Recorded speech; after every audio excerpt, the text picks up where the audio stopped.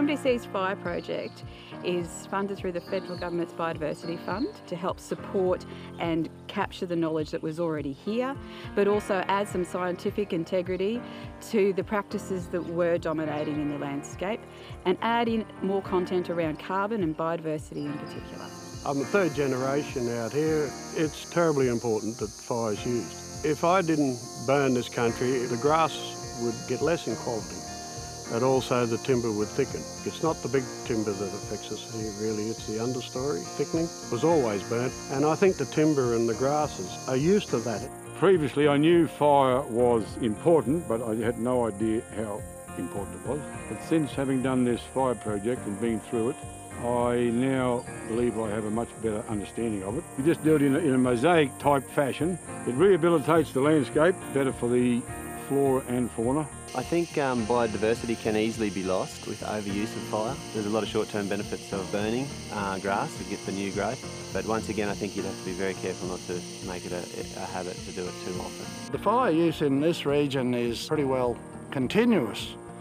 The things that are changing though is how we use fire. All our neighbours know they've got to use fire. If they don't use fire, they're not going to be there long. The type of forests we have here are quite invasive. As part of the project, we've set up monitoring sites. It's important to make observations over time because often you don't recognise those changes, but over a period of 20 or 30 years, it may achieve another outcomes. You need to think very, very long term, because whatever you do today, the results will still there in 100 years' time.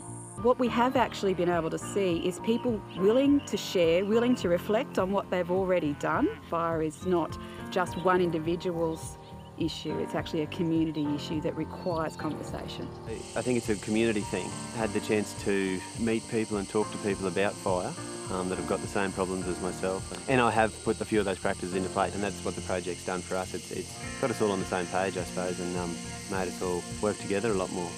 The neighbour part of the overall fire plan is really actually very important. I mean, the only thing that divides me and the neighbour is a fence. Fires don't seem to have much regard for fences. We all have neighbours. Nobody is an island in the ocean.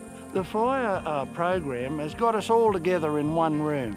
We've talked about issues that probably we only talked about with our families. I've got one neighbour that's taught me an incredible lot about fire management, and he's showing me that you record some of this stuff. It is a better way to look at it and have a plan.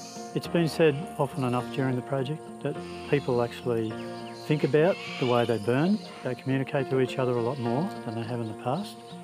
But when it comes to writing down observations, that's a slightly different story. Passing on the knowledge has been the trouble in our area for a long time. There's been nothing on paper, and that's why I think this project's really good, so we might have something on paper to pass down to the next generation, and hopefully they can learn from a few of the mistakes from the previous generation. It needs to be written down, of course. The basics are in my diary. I believe I have a fairly good hold on the observation of it all, before the fire and after. I don't record as much as I should, and my memory's a sieve. But thank God for the NAFI sites. You can now look back on them and get some idea. The project has really only just scratched the surface when it comes to the complexity of fire. But what I hope we have actually created is a baseline, a starting point for the conversation. Most people tend to burn and observe, and I guess what the project's done is made them think a little bit more about the outcomes of that fire and the circumstances of that fire and the effect it's having.